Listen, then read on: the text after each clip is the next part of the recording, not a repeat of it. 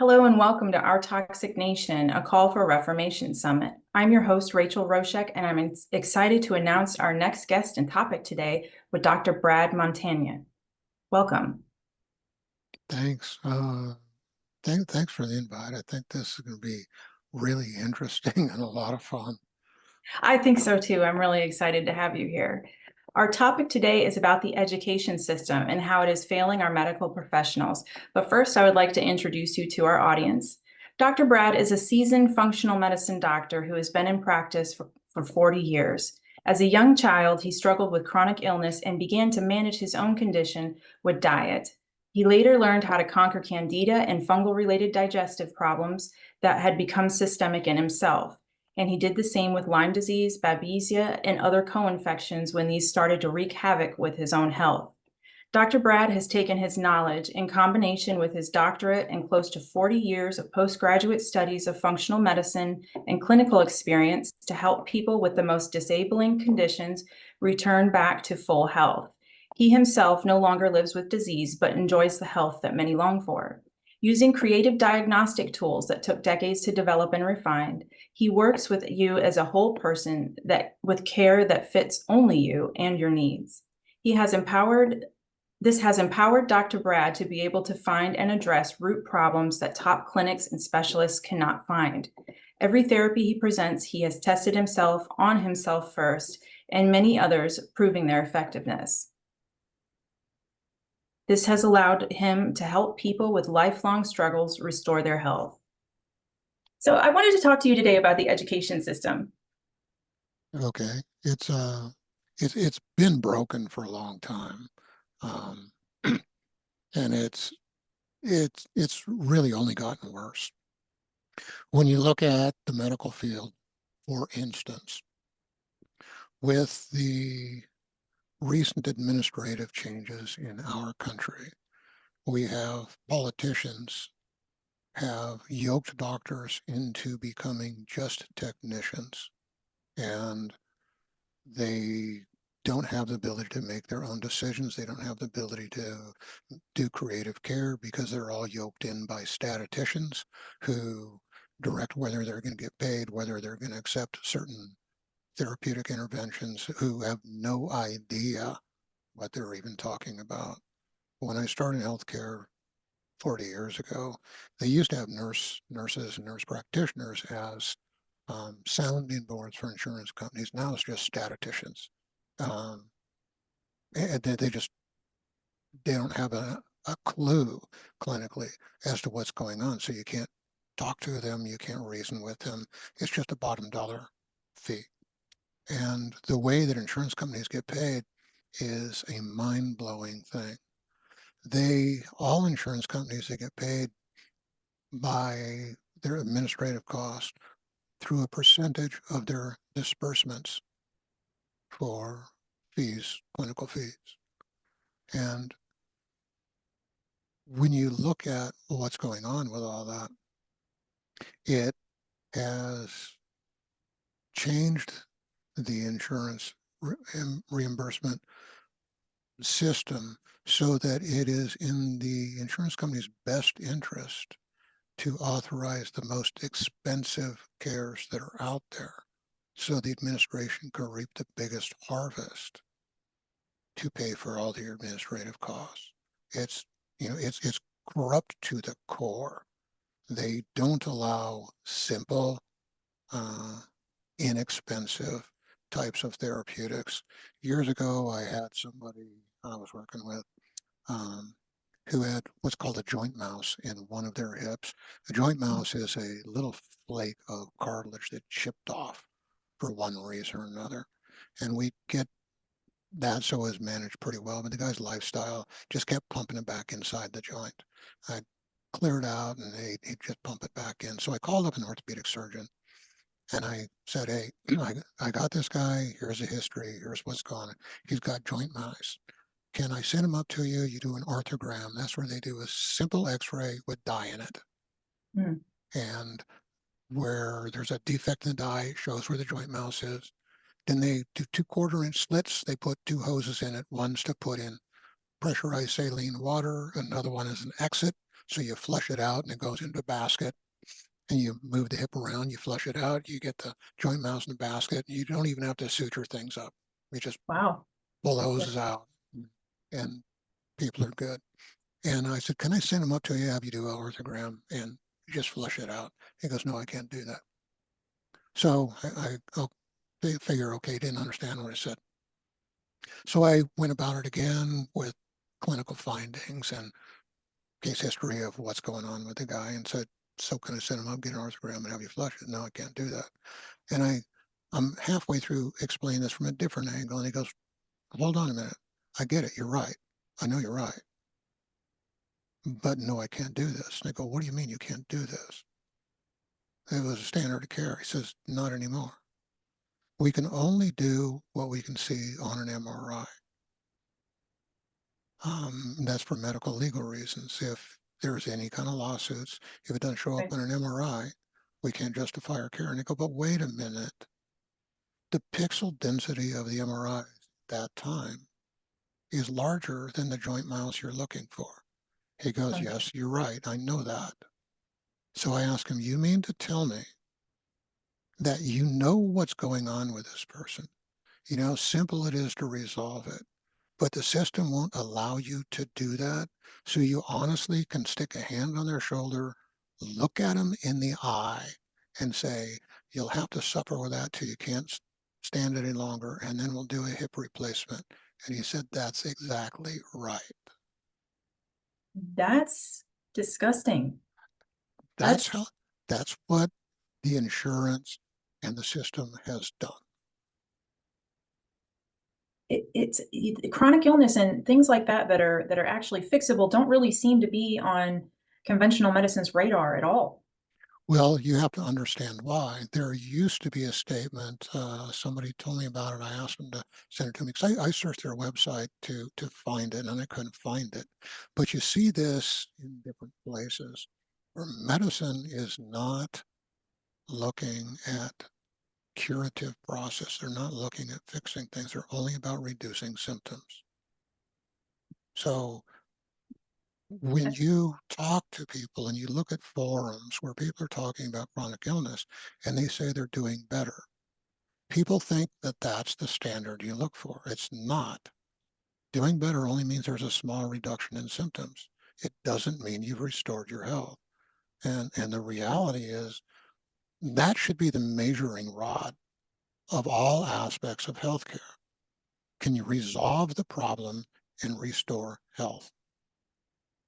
And that should be what everybody looks for. If you go to hire a contractor and you get a few bits and you talk to the contractors and you get one who can say, okay, this is what you need to do. This is how we need to go about it. This is how much time it's going to take. It's going to take us this amount of time with this amount of dollars to get to this phase. And then this amount of time, this many dollars to get to the next phase. And this amount of time and this amount of dollars to get to that phase. And we'll finish it off in X time for X dollars. So you get one contractor can do that.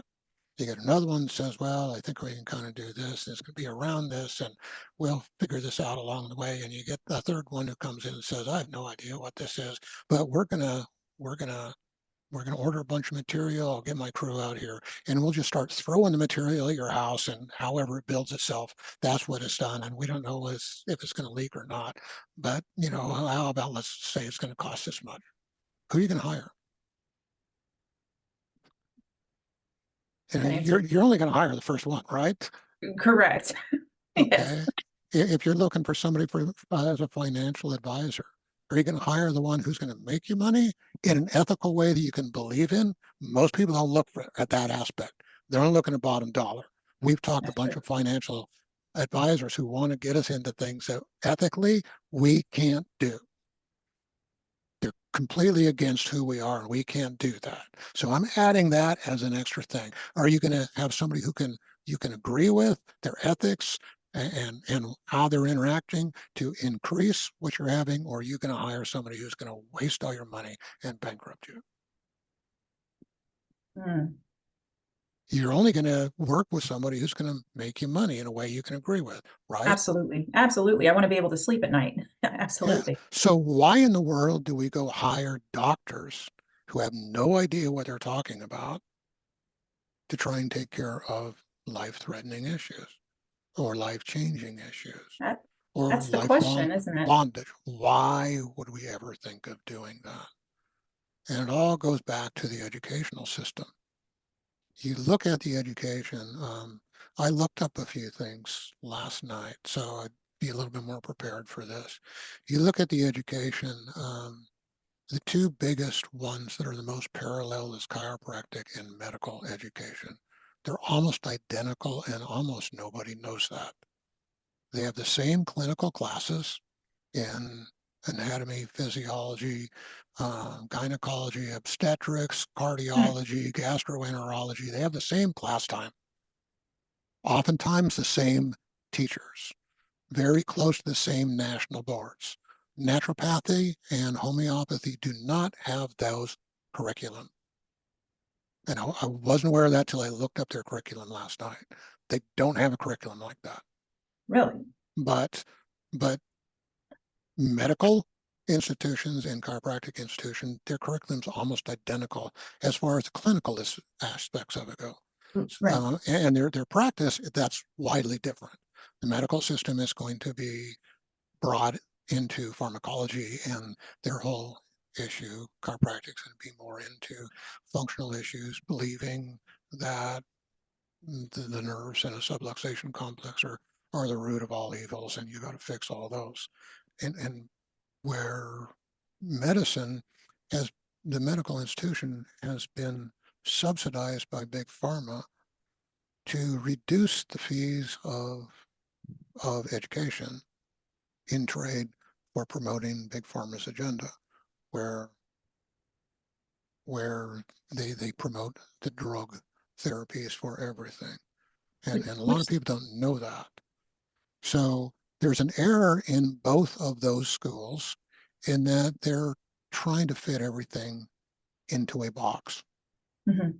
The medical system's trying to fix it into, well, we're going to be able to do anything we need to do with big pharma at our back.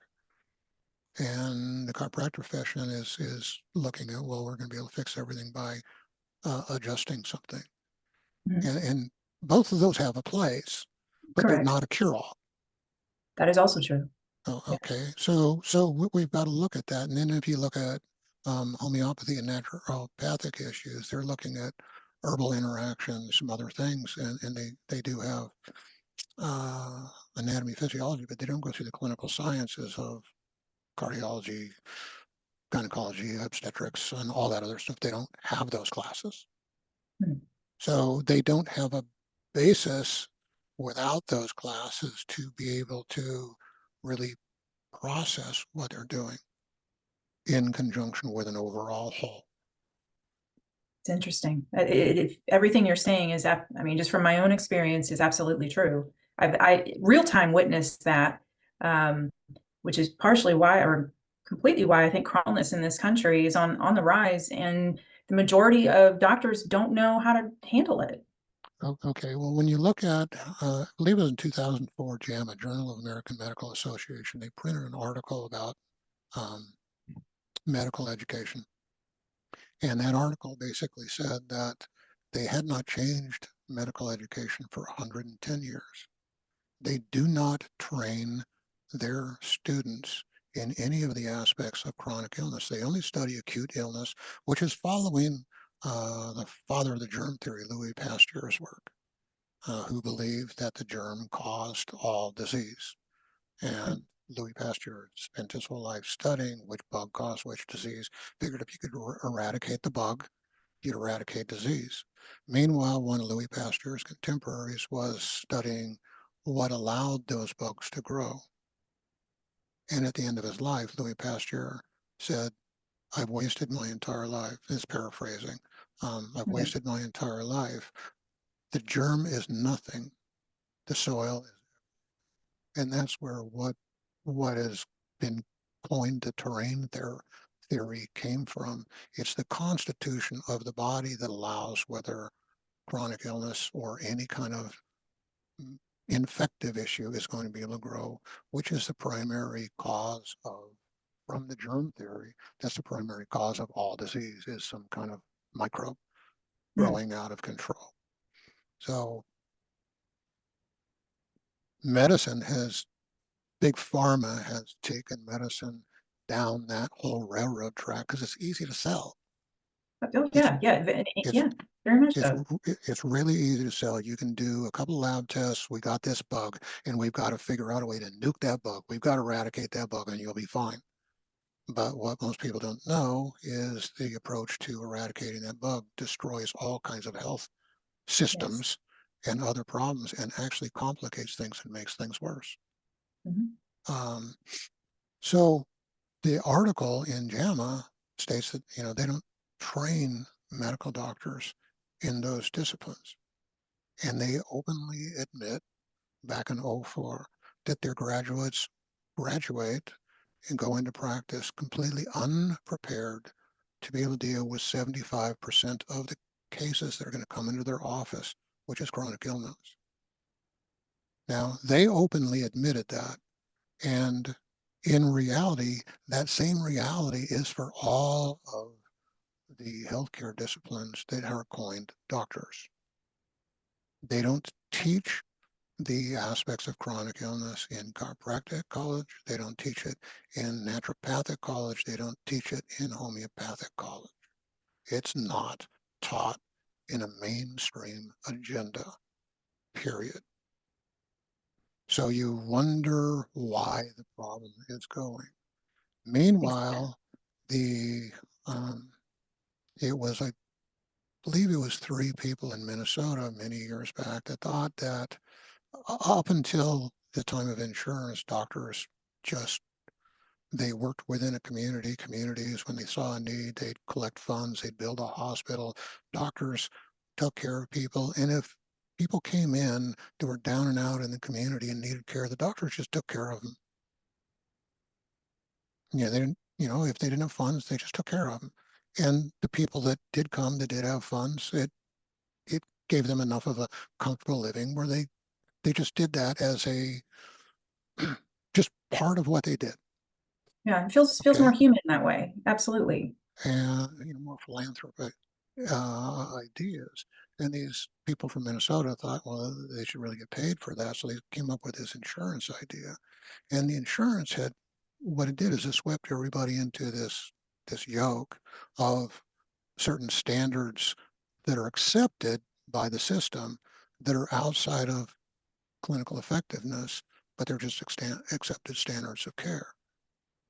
And that's got perverted to the point where you have gatekeepers within that system. It used to be nurses and nurse practitioners that were the gatekeepers. Now it's just clinicians who authorize whether a care is going to be taken care of at all. And you have a complete separation of being able to have a clinical discussion on whether something is justified or not, and whether it's really got valid. With that has risen up this whole thing of accepted standards of care that only support big pharma's agenda. And it's killed all the innovation.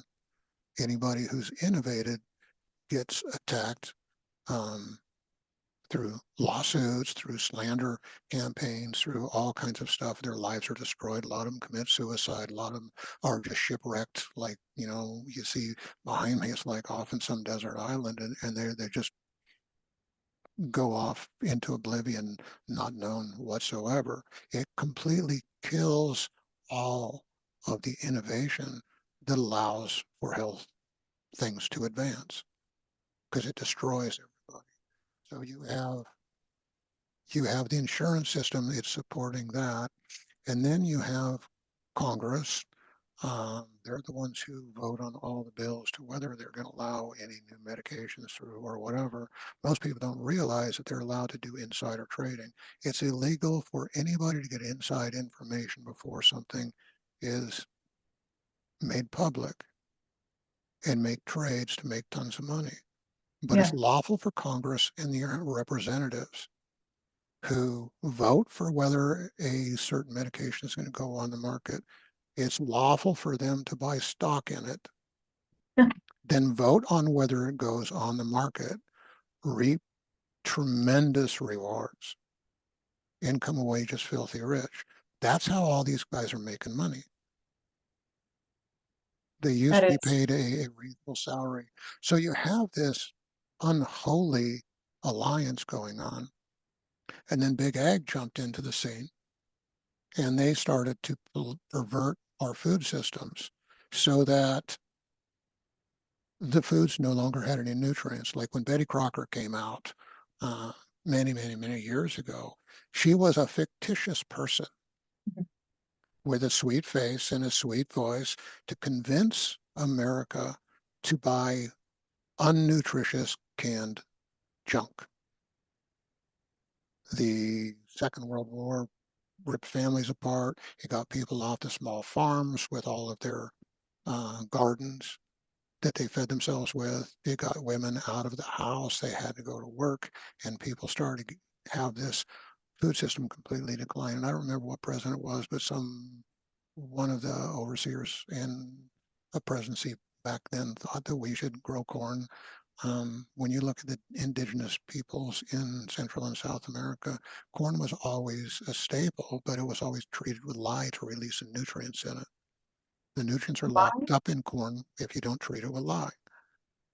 So in one of these past administrative people, they figured we're going to make America grow corn, and you got mountains of corn. You travel through the Midwest around harvest oh, season, you it's have these everywhere. huge amounts Yeah. on the ground because there's Mhm. too much to go in the silos and all that. It's rained on. You got the moisture of the ground. It's getting moldy. It's getting all this stuff. And Big Ag decided that, we're going to create these. Monsanto is one of the big ones. With that, we're gonna destroy all the heritage seeds and make heritage seeds are the only ones that can regenerate, where you Mhm. can plant it and you can make the same plant forever. When people hear about GMO, they think that's what the problem is, but it's a wagging of the dog. The real Yeah. problem with GMO is all the herbicides and pesticides they have to use to keep the plant to grow. And those plants, they're modified so they can thrive with herbicides and pesticides. But those herbicides and pesticides have penetrated, and they're finding it 10 feet below the topsoil before the ground That, level. oh, Those herbicides and pesticides are in rainwater. It rains everywhere. You look at atrazine as the biggest herbicide that they used to keep corn to grow. It's a pre-emergent mhm. herbicide. That means it stops things from sprouting. And then glyphosate, once it sprouts, it'll kill it then. Atrazine is so wicked that the runoff that goes into the waterways around the fields and all that where frogs live, it's Mhm. highly mutagenic. You have frogs with multiple sets of legs. It'll take a male frog, grow female reproductive organs that produce eggs that are fertilizable, turned into tadpoles. It's highly mutagenic. It totally destroys the ability to make testosterone in all males of the entire animal kingdom, insects, birds, fish, reptiles, mammals. It destroys that ability, turns women's hormones upside down. It's one of the biggest causes of the sexual crisis in America right now is atrazine in corn. And every time they concentrate that in high fructose corn syrup and all the other things that they're doing, it concentrates all that atrazine and spreads through the whole food system. That feeds the whole sick industry. And Congress is, they just forced, in recent times, they forced Mexico's hand to, they wanted to quit using glyphosate. And, and our administration twisted their arm to make them to continue that. And what they're doing, they're polluting the food supply. The polluted food supply has no nutrients in it. Without the proper nutrients in it, people are vulnerable to all these sicknesses. And all this is supported by this unholy alliance of Congress making laws to keep it perpetuated and reaping huge profits off of it. You have companies like Philip Morris, a tobacco company, getting big into farming. You have all these corporate issues big into farming that are looking at destroying the food supply.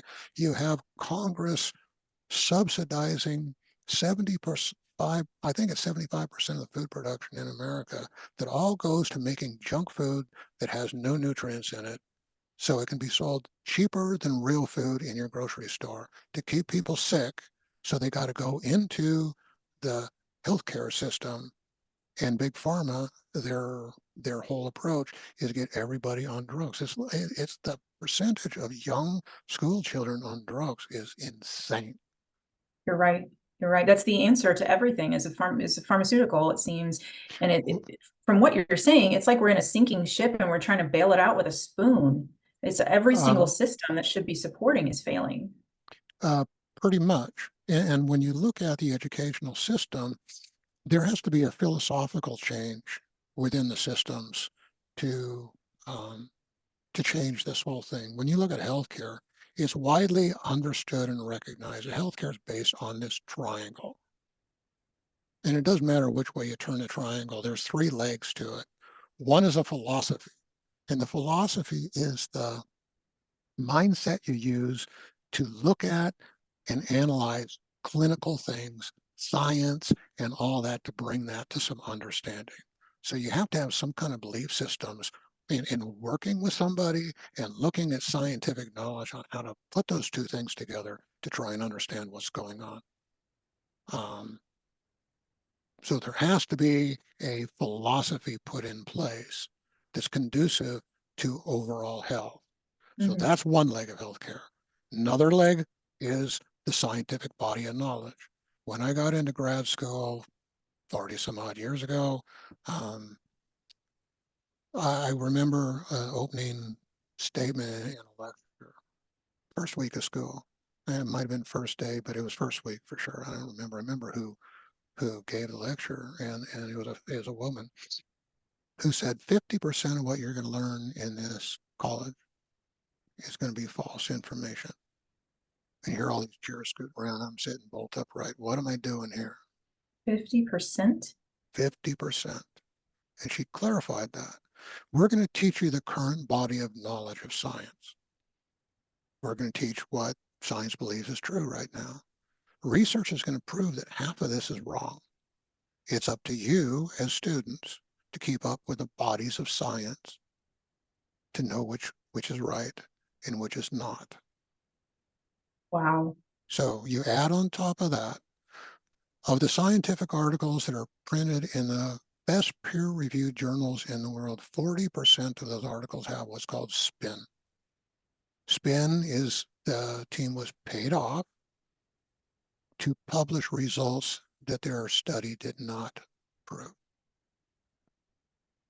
It Really? suggested it's 70 to 75% of the articles published in US journals have spin on them, and the research proves 75% of those are overt fraud. Wow. So this is what all your clinical care is based off of. Right. And the last leg of that triangle is the art of application. Now, people get all kinds of ideas about science. It's been a religion for a long time, and it should never be a religion. Science gives us a, a, a rational, reasonable, understandable way to view things and prove them out. It's not to be from a blind religious adherence that we're going to defend our belief system to our death when it's completely illogical, dysfunctional, and doesn't work. Yeah, science should be pure. It shouldn't be muddled like that. That's I didn't know that. It's Yeah. interesting. So you look at people that are clinically astute and good. They're the ones who practice that art with a philosophy that really makes sense in their own mind so they can view the science, and they're the ones who are the ones who do the best clinically. Years ago, when all the educational systems came out, those were the bright minds that started all the colleges and Hmm. trained others. They were the people that were the clinical geniuses who were making the biggest breakthroughs. And they trained all their students to have those same bright, inquisitive, testing minds where they would prove things out and find innovative ways to approach things consistently. And those were the ones who would perpetuate education and all that because it was a passion. It was a calling. I saw the transition in my own time in college where the people who graduated from the college who had such poor clinical skills that they couldn't make it in public practice stayed on as teachers. And, Oh, and they are the ones who are teaching the students on how to do incompetent clinical things. Yeah, you look like I just shot you. I honestly don't know what to say. Um, Yeah, that's it's so broken. I don't even know what to say except for that it explains a lot. yeah. It really does. Well, we've got to get Congress out of the ability to reap huge benefits off the system. I agree with that. That's You know, corrupt. that's one of the things that has to happen. Their ability to do insider trading has to be ripped right out from underneath their feet. It'll never, nothing will ever happen till you remove that. And then you're not going to have a motivation for these corrupt politicians to stay in there forever. Yeah, there needs to be some major overhauls with the way that the entire system is treated and rewarded, and the involvement of parties that are benefiting off of Right. people's life and death situations. It's Yeah, you've got to get big pharma out of their subsidizing, yeah, and you've got to get big pharma out of the ability to um, reimburse doctors getting kickbacks for using drugs. big time.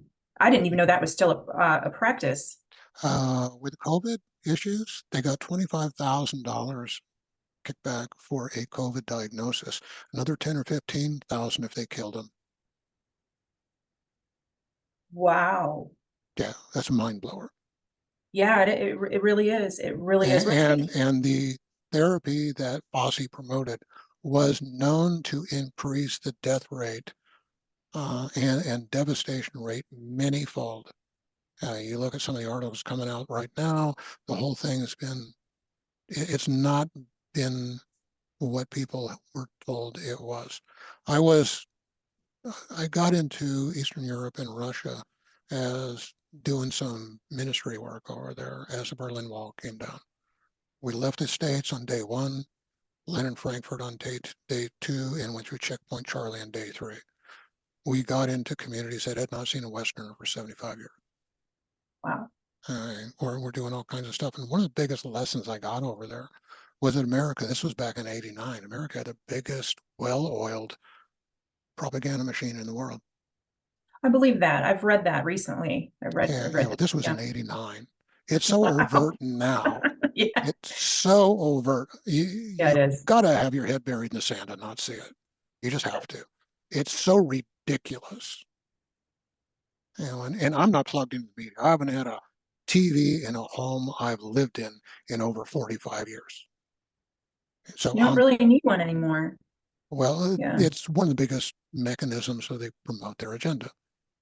And, Yeah, and, when you control the and media, you control the masses. It's just that simple. so you look at what Hitler did, and he basically believed if you if you tell people a lie often enough and mix it with a little bit of truth, pretty soon they're going to believe it.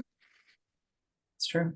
And Repetition. that's what goes on with the media, and it's a ridiculous thing to think that it's news. It's not.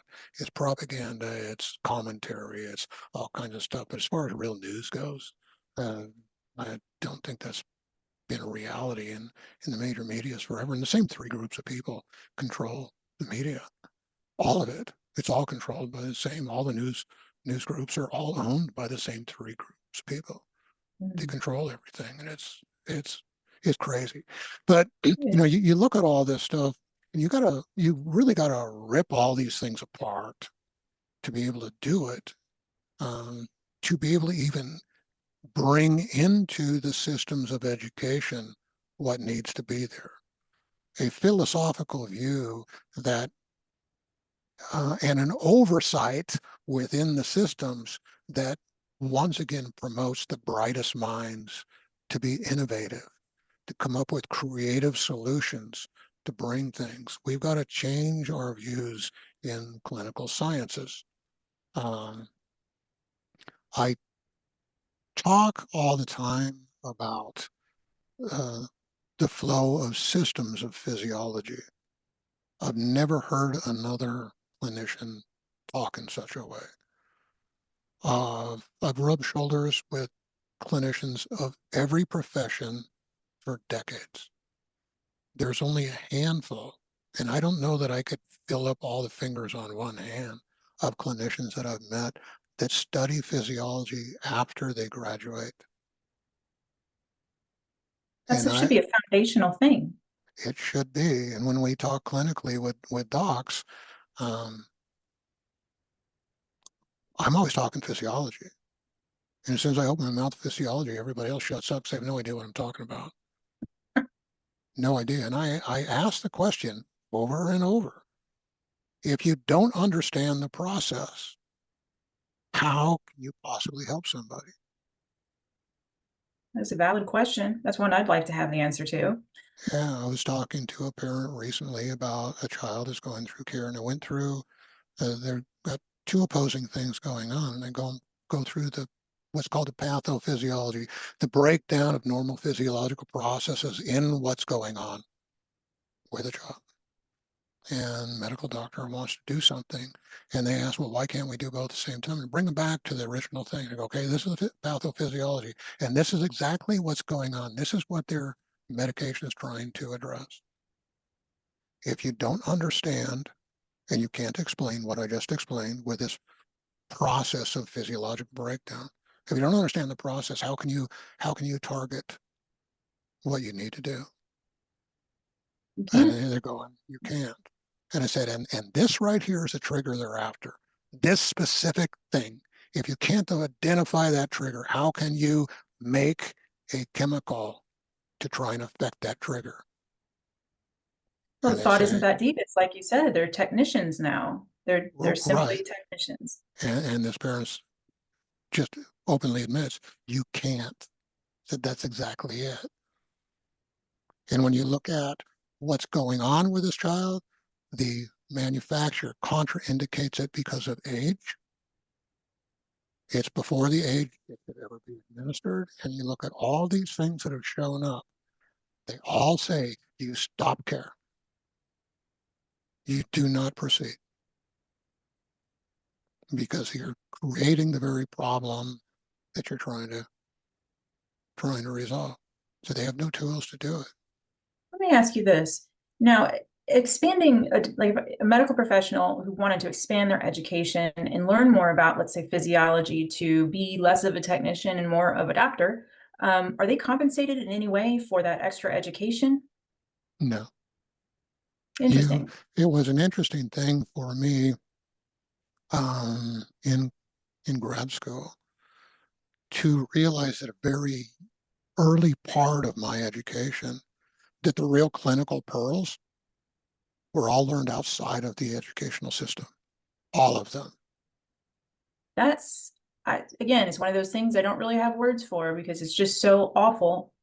Um, Yeah, I got, Lord kicked me out of construction, told me to quit work and go to school. And I've been working since I was 11 years old. And to quit being productive and quit making a wage so you can live and all that is that's like nuts. yes, it It's is. nuts. But he got me in a situation where it's like, okay, I get Right. it, I get it. And I was behind this curveball, so I went through school at an insane speed, absolutely, totally insane. Um, um, and anyway, I had to be there in the certain time window. I couldn't figure out why I would apply to 4 different schools and I'd only the applications would get to one. And it just made it really obvious Lord wanted me to go to that school. I didn't know why and all that. And there were some clinicians that were there for this narrow window of time when I was in school that were those clinical geniuses that if you paid attention, you could reap their genius and you could reproduce it. Most didn't get it, but they taught us how to read history off of blind X-ray films, MRIs, and CAT scans. No name tags, no history. They taught us how to read history off the scans. Those guys Wow. were absolute total geniuses. Yeah, that's impressive. And I'm sitting up, I'm wide awake in class, and I'm spending time just trying to get inside their head. How do you do this? I'm one of the few that reaped that. Most Curiosity. Yeah, you were most curious. didn't, but those things just grab my attention because I'm a functional medicine doc, but I look at everything in a functional standpoint, and those are Mhm. functional pearls. I Absolutely. Yeah. I Yeah. got asked to take over a diagnostic class within the school that I have, and that put me into the oversight of that was a certain discipline of diagnostics that I had to go through to a ton of seminars and help bring people into the sign them into seminars, take care of them and all that. And I'm like 1 year in grad school and I'm in helping these teachers train seasoned doctors how to do this stuff. And they have no idea. I'm only a 1 year student. No idea. Because I'm more competent than a huge amount of them simply because teaching that you have to know more than anybody else. So you study a whole bunch more and you really got to test your competency for a lot of things in a whole bunch of different ways. So I attracted all these obscure things that Mhm. no one else could deal with from early on clinically. When people aren't even taking care of people, I'm already attracting that kind of a thing just because of the position I'm in. And so it was a divine thing that the Lord just wanted me there to do. And I learned very, very early on that's where you really got your clinical pearls, is outside of the system.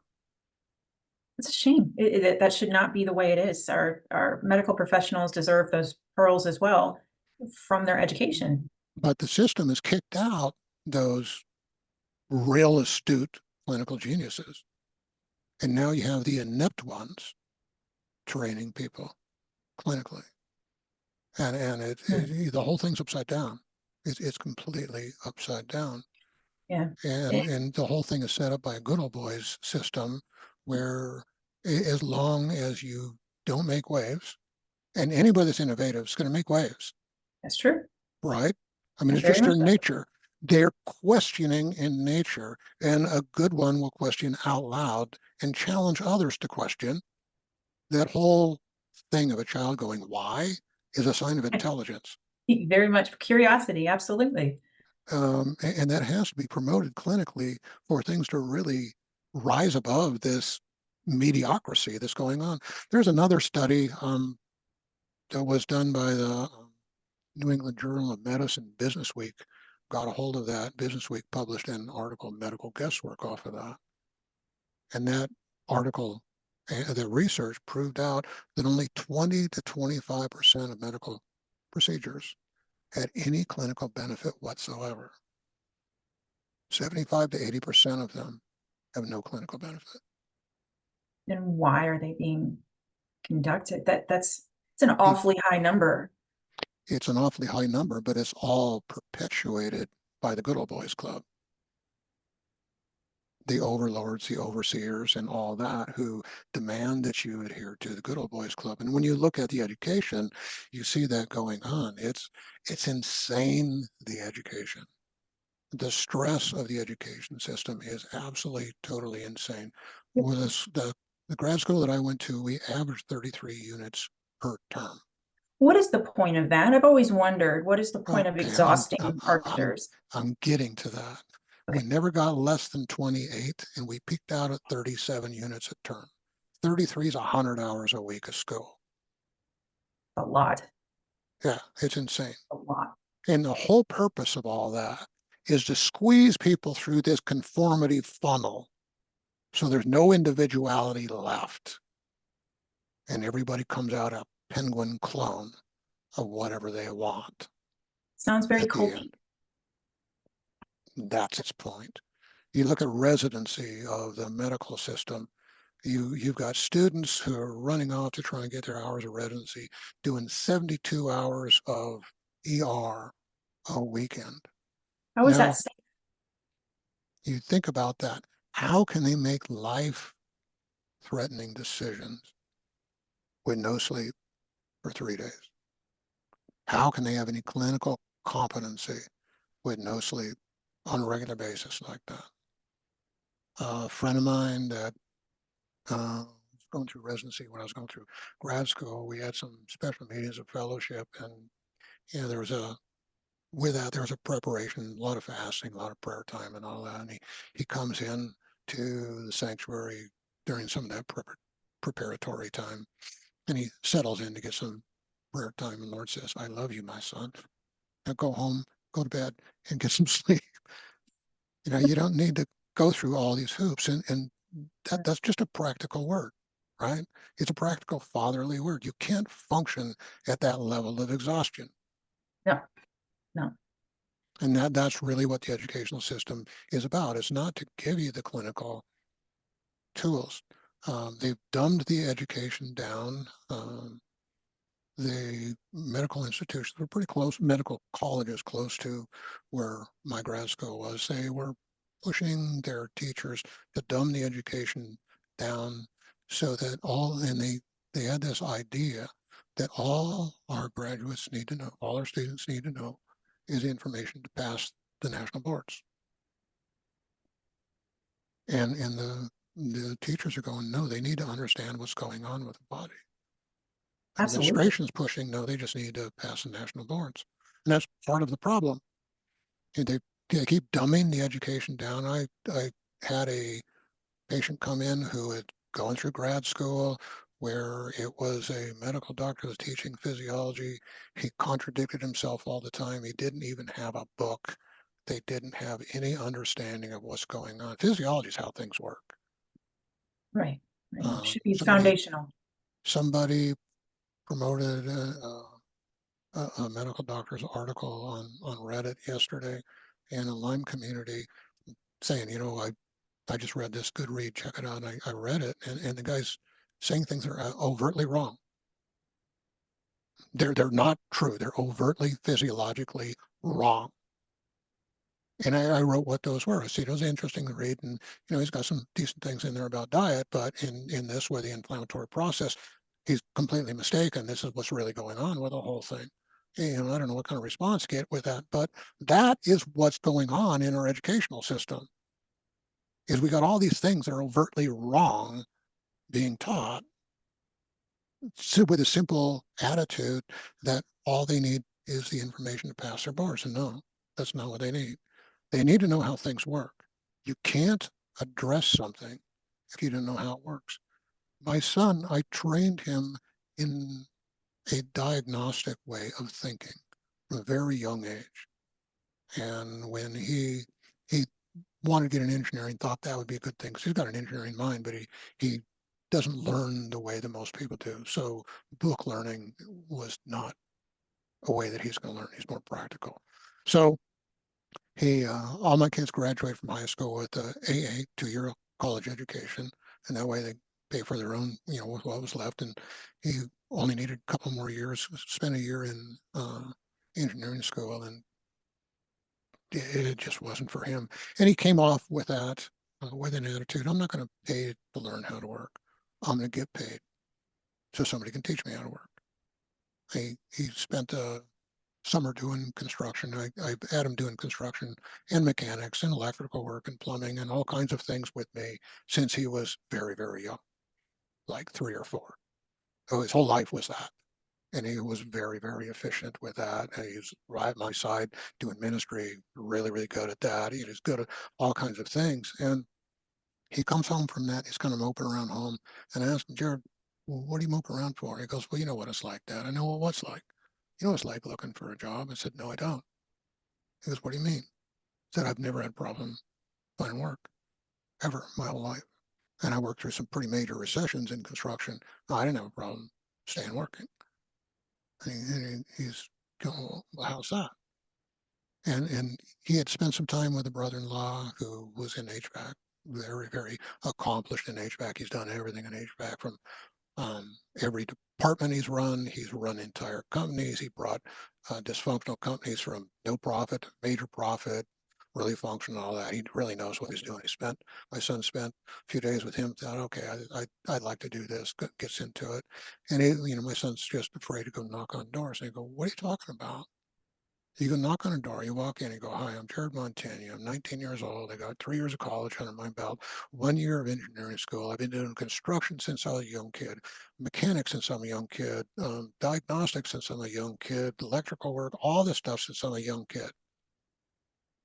I'm looking to start a career in this industry. Do you want to hire me? And he looks at me like, you talk like that? I said, you have every reason to talk like that. Yeah, That's it's all complete. true. That's Yeah. completely out of the box for most people, but that's how you should talk to people because it's true.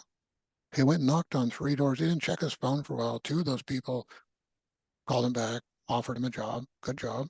He Awesome. started in construction side. In 3 months, he's meeting with inspectors. That's for the foreman to Mhm. meet with inspectors to get stuff. Inside of 6 months, he's running crews. And inside of a year, he's a number two guy in the company in install. After a few years in that, um, 2 or 3 years, he decides that, install is not going to be the best thing. If that economy goes bad, his service can be better. So I'm going to jump ship and go do service. And inside of a few months, he's the number one or number two guy in that company in service.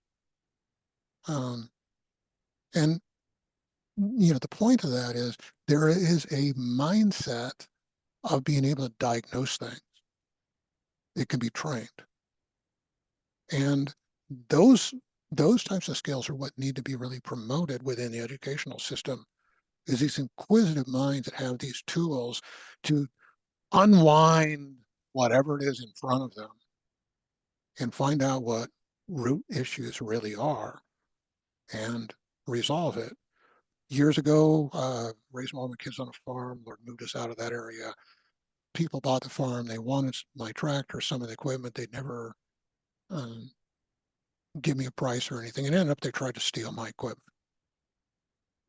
And I had a sheriff to get him out there, and sheriff just laughs. He goes, "So these people are trying to steal it from you?" I go, "Yeah, they are." So somebody else picked up my tractor, and they actually were working with a guy that was trying to buy the farm, and they're trying to steal everything together, lock it up for me.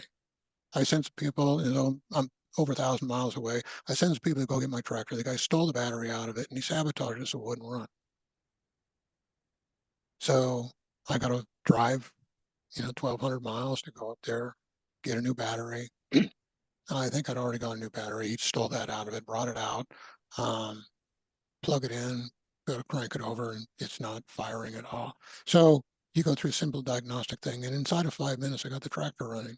The guy had literally taken some toilet paper, and inside of the old distributors, you got a pair of points. When the points open up, that's what makes a spark plug spark. Put a piece of toilet paper in there so it never made any contact. It couldn't spark. And I open up the distributor, because, you check, don't see any spark. You open the distributor, see why. There's a weird halo around where the points come together. And I wonder what that is. Open up the points, touch it, and this piece of toilet paper falls out of there. What an ass. What a jerk.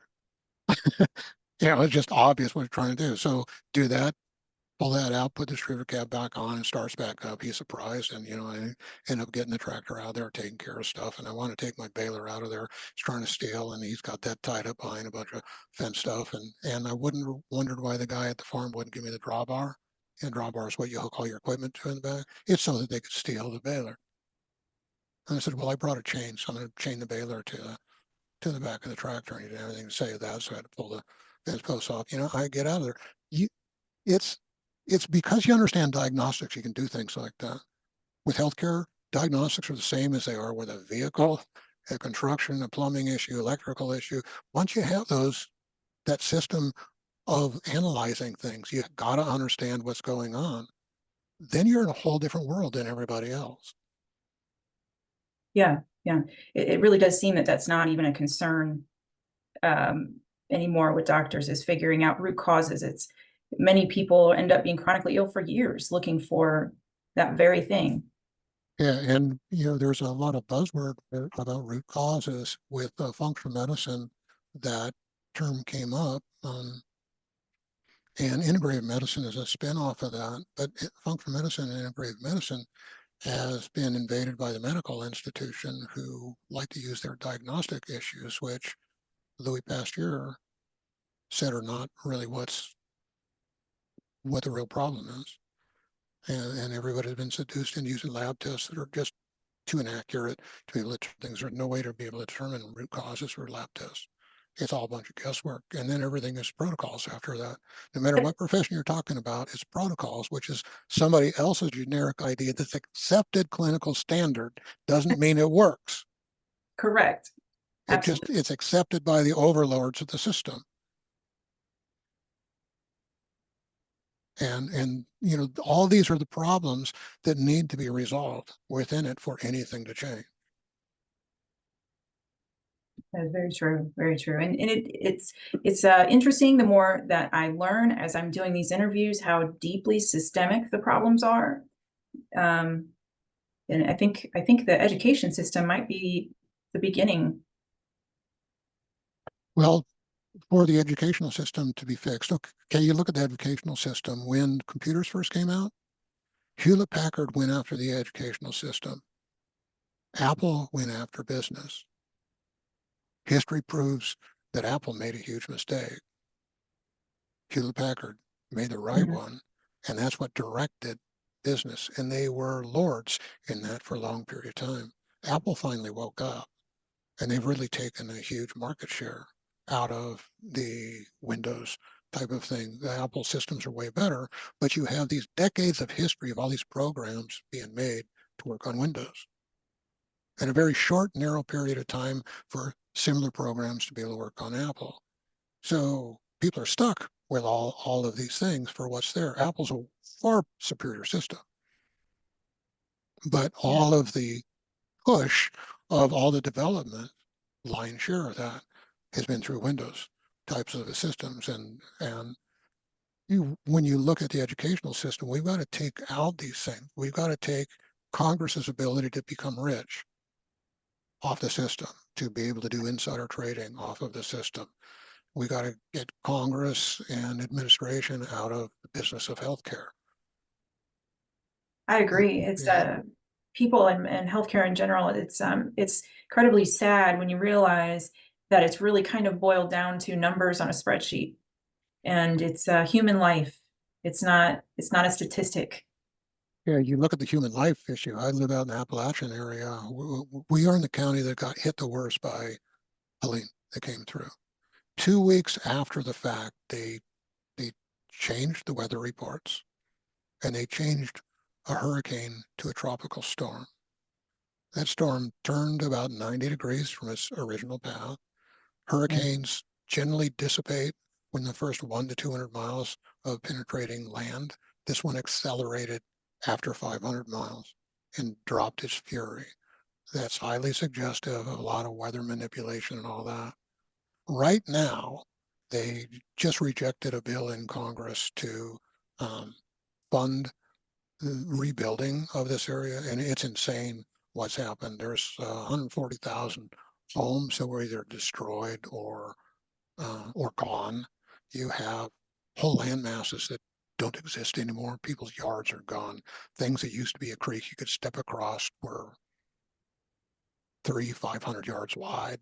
Topsoil's gone, trees are gone, people's yards are gone, building sites are gone, fields are gone, the mountainsides just, you got a shallow topsoil on top of granite, and you just got these huge Yeah. chutes that were gone. You have over 1,000 bridges gone. You have over 4,000 miles of roadway gone. You had, with all those bridges and roadways, you had all of the power systems gone. And the governmental agencies have done nothing but hinder what's happening out here. And they're only making a show of one popular area that's their gem, because it's a liberal center. Everywhere else is being ignored. We're in the county that had the worst devastation because it's got there's a few different reasons for that, but every community got wiped out here. Wow. Biden's been sending billions to Ukraine, to all these pet projects that they know will not be permitted at all, hundreds of billions of dollars, and they won't spend any money here. That's They're crazy. sending no help here. FEMA has stolen resources here. You have relief centers that are funded and staffed by locals and people that come from all over the country, bringing truckload after truckload. They come in and they steal stuff. You, you, the issue of the present administration taking care of its people is, you look at what's going on here, plain flat don't care. They don't care at No, all. And they really don't. Yeah, no, they you don't. know, you got a top-down issue. You have all of these administrative clubs taking care of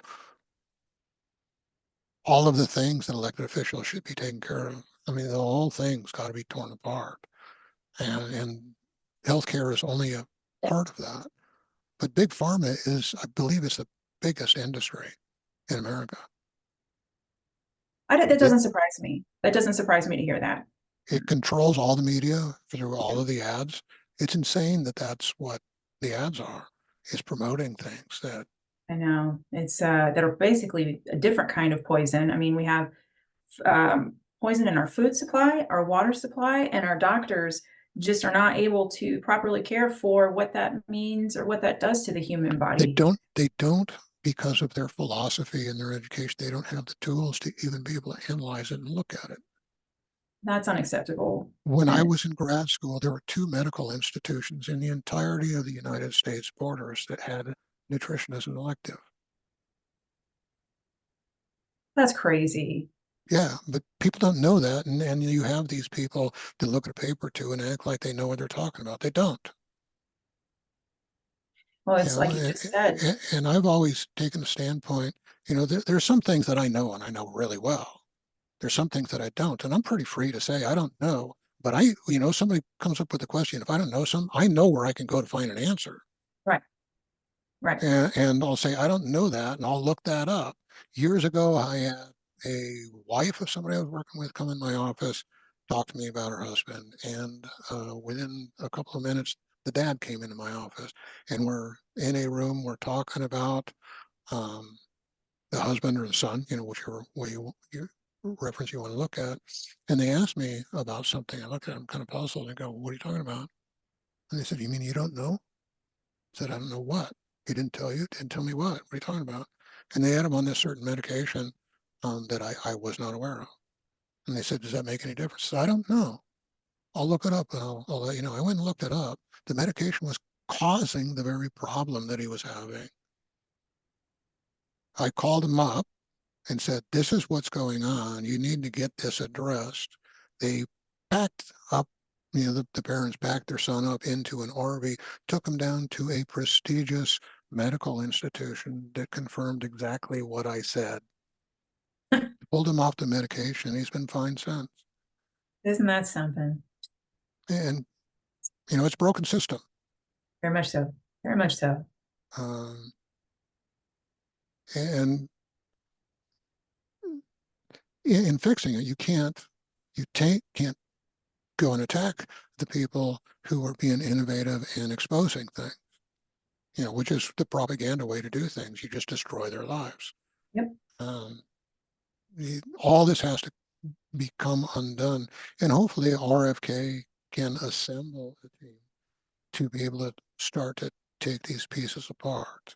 I And certainly hope so. I E- sincerely hope yeah, so. Elon and Vivek to start to take the graph out of things. And you're not going to get Congress to vote for them to not be able to do insider trading. Exactly. That Yeah. you're not going to get them to quit padding their pocket. It has to come from outside, but that has to be made illegal. I agree with that. If it's not made illegal or if something isn't done, at least at that level, we're going to have the same problem continue to perpetuate. Um, Right. it's money. It's like something out of a dystopian novel when human life is being really just numbers on a spreadsheet or, profit versus loss. And human life should be Yeah. a right. Health should be a human right. You look at the CDC, the amount of people who are being paid through royalties and back pocket donations and all that, who are directing major things going on, CDC, FDA, and the amount of people who are top officials in the CDC or FDA that get hired on as top administrators inside of the industries are controlling. and going back and forth. It's a very fluid thing. That's got to end. Yeah, You know, it's corrupt to the core. It's I just agree. absolutely to the core, and it has to be dismantled.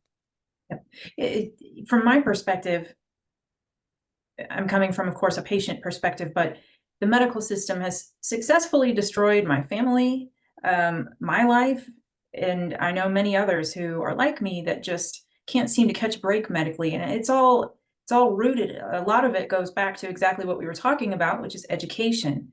I don't think that doctors would withhold information if they actually had answers or knew how to answer the questions or problems. Yeah, and to it follows the money, and then that's the reality. Whoever pays for research is the one who pays for whatever result they want. That's got to end too. Um, no, it's upside down, and every aspect of it has to be undone. But Hewlett Packard they were the wisest, um, and they went after the education. There's a town in Minnesota called Stillwater. They were given a choice way back when whether to build a prison or the state's university system. They chose the prison because they got cheap labor. That's a whole nother topic, but Right, that's right. But it's the same thing as what this is. It right. all hinges around who controls the education. For Yeah. Stillwater, it was it made them boom for a while with the cheap labor, but those things changed, and then they're with nothing. It all hinges around who controls the education. We've got to get the overlords who are reaping huge profits by subsidizing their agenda out of it. Absolutely, yes.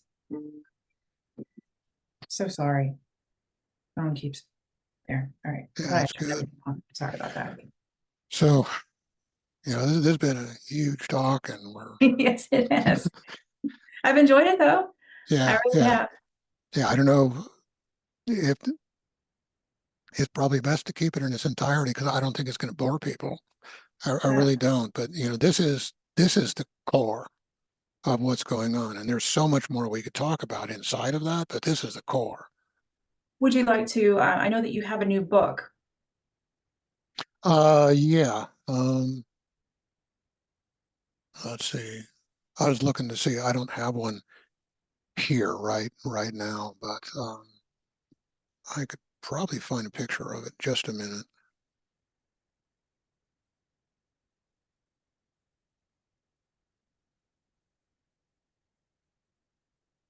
Oh, it's going to be tough.